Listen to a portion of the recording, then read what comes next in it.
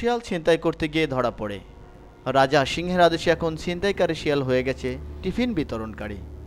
কিন্তু শিয়ালের ধূর্ততা এখনও একেবারে যায়নি।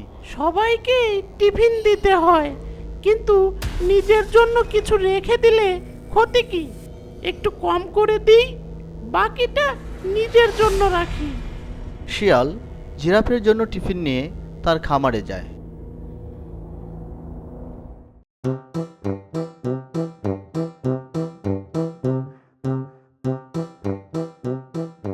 শিয়াল ভাই, আমার ঘাসপুরি টিফিন কই?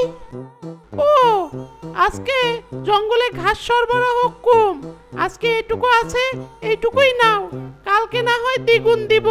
কি বলো শিয়াল ভাই, ঘাস সরবরাহ কম? ঠিক আছে, কাল থেকে না হয় দ্বিগুণ দিবে। এই বলে জিরাফ চলে যায় নিরীহ মুখ নিয়ে। আজ আমার দুপুরে খাবার হবে ঘাসপুরি স্পেশাল।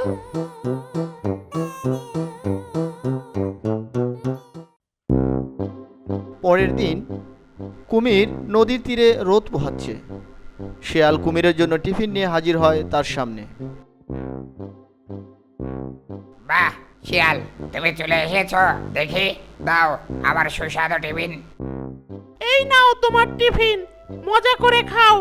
কি ব্যাপার, আজ আমার টিফিনে মাছ নেই কেন? আর বলো না ভাই, নদীতে আজ মাছ ধর্মঘট করেছে, বলেছে টিফিনে যাবে না তারা। মাছ ধর্মঘট করে? এটা তো আজব ব্যাপার। তুই কিছু লুকাচ্ছিস না তো? না না, লুকাবো কেন? আমি তো এখন তোমাদের সেবক, তোমাদের সেবায় এখন নিয়োজিত। পরের দিন বাঘ গাছের নিচে বসে আছে। শিয়াল বাঘের জন্য টিফিন নিয়ে হাজির হয় তার সামনে। শিয়াল, তুই এসেছিস, দে আমার খাবার দে। জি বাঘ মামা, এই নেন আপনার টিফিন। কি রে, 3 দিন ধরে আমার মাংসের টিফিনে হাড় ছাড়া তো কিছুই নেই, নিশ্চয় তুই কিছু গন্ডগোল করেছিস। মামা, মাংস এখন নিজেই ডায়েট করছে, আপনি হাড় খান, হাড়ে ক্যালসিয়াম বেশি। তাই নাকি? হাড়ে ক্যালসিয়াম বেশি? তাহলে আমি তোর হাড় দিয়েই শুরু করি, তোর হাড়ে মনে হয় অনেক ক্যালসিয়াম হবে রে। শিয়াল বাঘের কথা শুনে টিফিন রেখে ভয়ে দৌড়ে পালিয়ে যায়।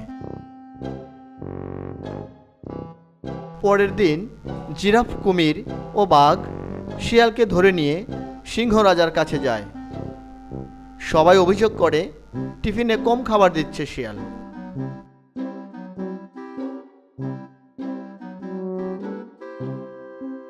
আমার টিফিনে মাছ দেয় নাই। আমাকেও মাংস ছাড়া হাড় দিচ্ছে। শিয়াল আমার খাবার নিজে খাচ্ছে। সবাই অভিযোগ করে টিফিনে কম খাবার দিচ্ছে শিয়াল। শিয়াল, তুই আবার চালাকি শুরু করেছিস?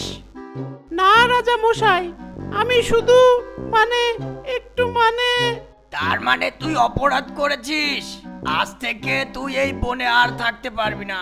বাঘ, শিয়ালকে বন থেকে ঘাড় ধাক্কা দিয়ে বের করে দাও। সিংহ রাজার কথা মতো বাঘ শিয়ালকে বনের বাইরে বের করে দেয়। তারপর থেকে সবাই শান্তিতে বসবাস করতে থাকে।